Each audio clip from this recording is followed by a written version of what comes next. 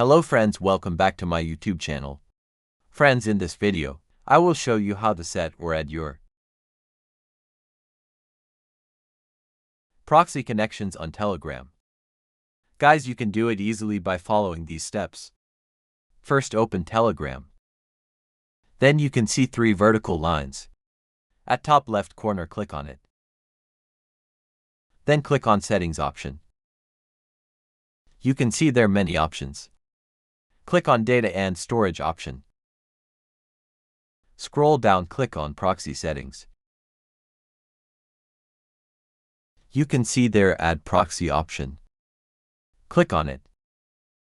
Then write there your proxy details. Then click on Tick option at top right corner.